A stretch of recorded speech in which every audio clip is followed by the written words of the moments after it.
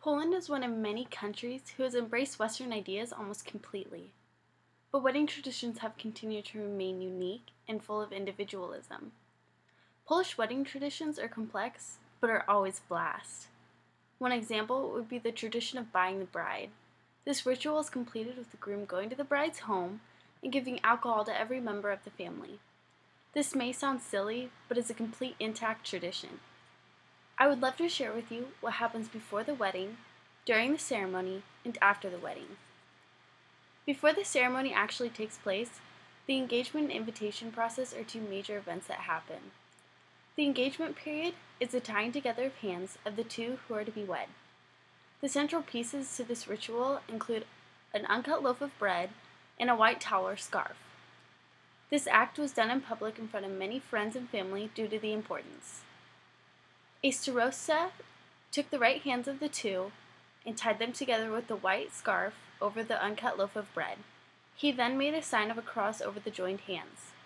This represents the endeavors of both the man and the woman, and that they will always have bread beneath their hands.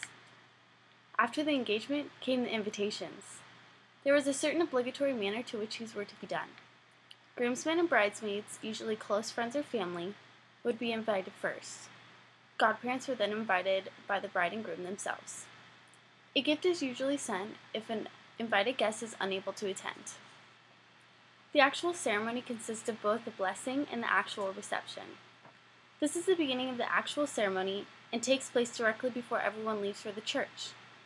As most traditional weddings believe the groom seeing the bride before the wedding is bad luck, this is easily argued in the Polish tradition. This is a celebration and a blessing of the parting and the bride and the groom from the parents, relatives, and friends. The mother of the bride would usually give the blessing, having the couple kneel in front of her.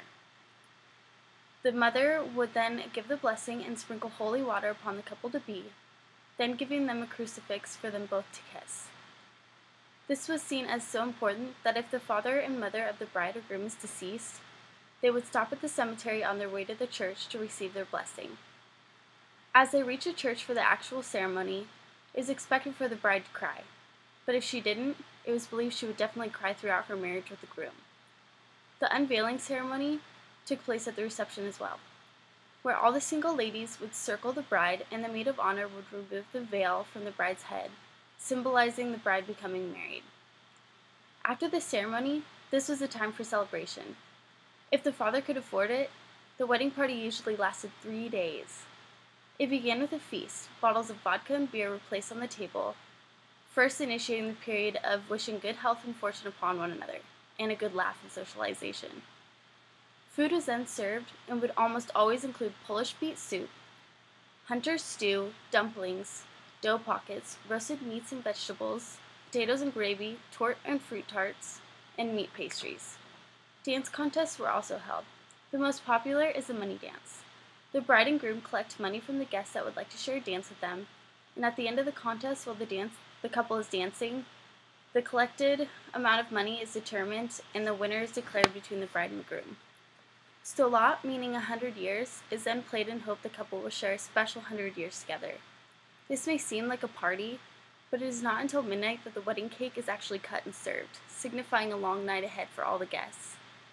Today I shared with you what happens before the wedding, during the ceremony, and after the wedding of a Polish tradition.